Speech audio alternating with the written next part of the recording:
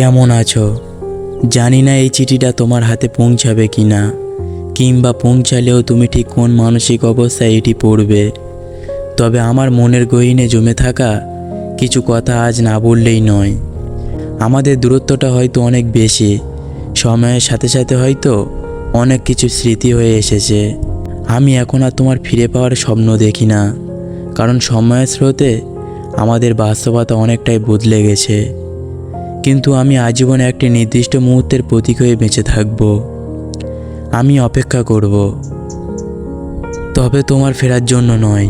আমি অপেক্ষা করব সেই দিনের, যেদিন তুমি নিজেই বলবে, তোমার মতো করে আমাকে কেউ ভালোবাসেনি, তোমার মতো করে কেউ আমাকে বোঝেনি, কেউ তোমার মতো করে আমাকে যত্ন করেনি, পাগলের মতো কেউ চায়নি।